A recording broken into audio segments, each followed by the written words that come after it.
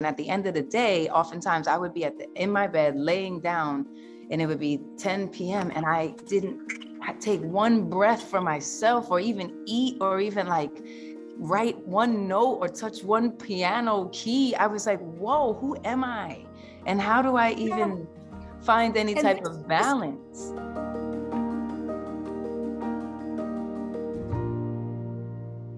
I like to center a lot of my thoughts around gratitude. And so I feel grateful. I am grateful for this conversation and for our connection and for our honesty and transparency and being able to talk about a piece that means a lot to me and a lot to all of us. And I think that so many of us are going through, because it's just unrelenting.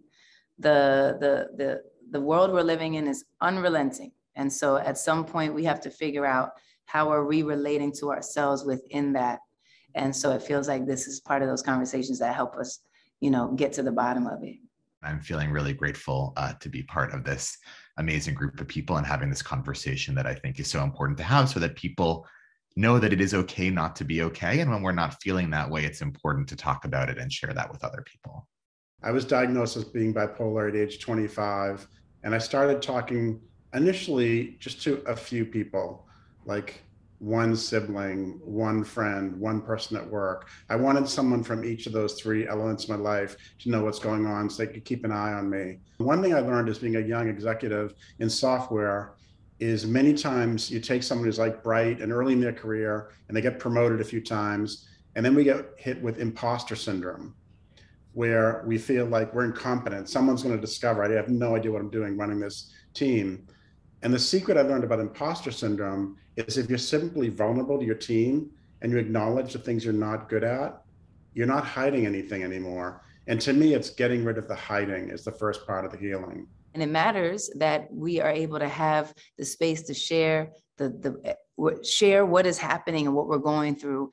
So it's the year 2000, and I had no idea I was unraveling. I was spiraling upward, and it was the turn of the millennium. And I can remember seeing a video of people praying on TV for the arrival of the Messiah. And I came to the conclusion, mixture of, drinking and the unraveling mental state, that was me. And I ended up in a hospital, and I spent a week.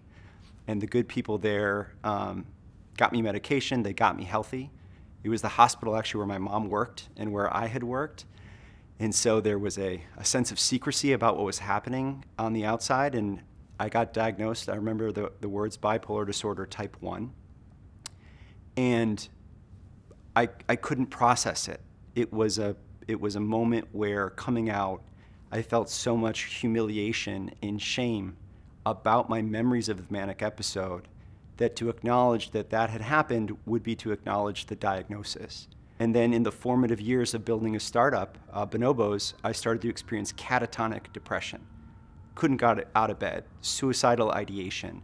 I went through, co-founder divorce. I went through always being 6 weeks or 6 months or whatever the duration was from running out of money.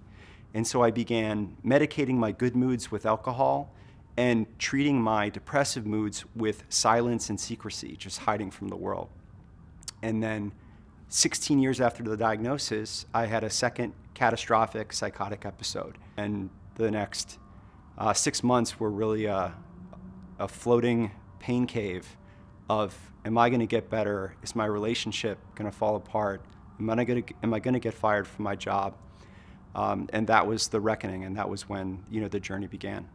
Speaking of this idea of normalcy, this idea of, I think we all deal deeply with a game of perfection, or the name of perfection, or this idea that we're supposed to be perfect in some way.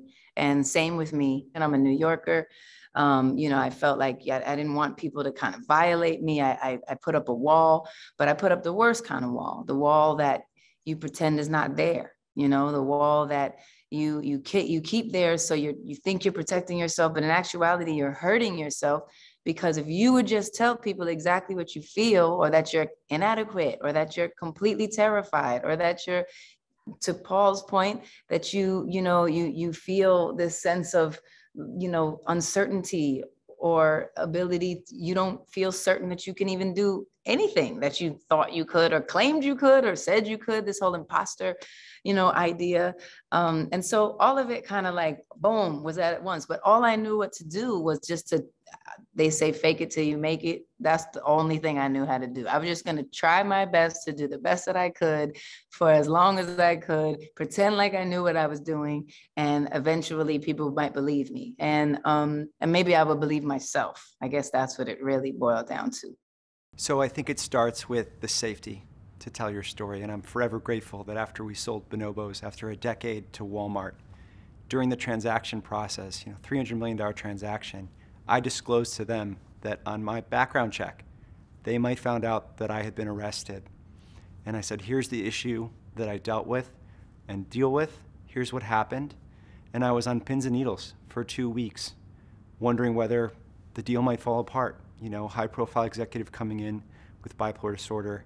And when I found out it was no issue, that they had, done a process internally, tears streaming down my face to be accepted by the organization as a whole being. I'll never forget that. That's beautiful. Wow. Yeah. There's a traditional view of the workplace that people had their lives and then they put their lives to the side and then they would come to work and they were in their work phase and then they would go back to their life. And I think what we are evolving towards is a model where people can bring part of their lives into the workplace because you don't stop being a human being.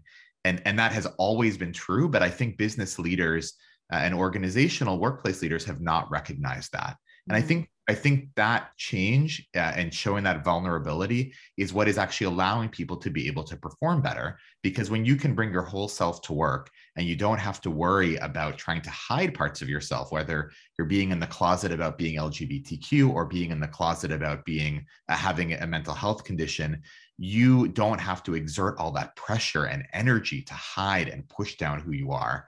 And I think it's really important that we recognize that putting that pressure on people impacts different types of people disproportionately. I think the main responsibility we have as business leaders when it comes to mental health and really all health issues is to let your team know that you have their back and you will be there for them when they're struggling. I have found that it's been helpful to my team when they hear me be a little bit vulnerable and talk about things that I've experienced myself. And I don't want to go on a soapbox about it. And some people are uncomfortable hearing it. So I don't want to make anyone uncomfortable. But at appropriate times, I'll be open, sometimes in smaller groups. And I think that gives other people the permission to be open. I've often said that when you look at business leaders, people follow confidence, but they are loyal to vulnerability.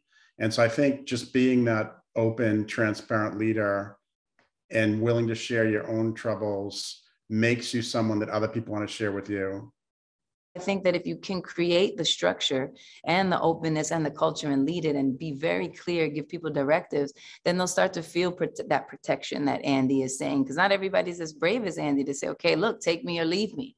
But some people, if you give them the direction, then they can feel hopefully a little bit more confident that there's a trust that can be built, and then they can open to what you said, Amit. And then, I think that's a small but feeling like a real way to start to integrate these type of ideas.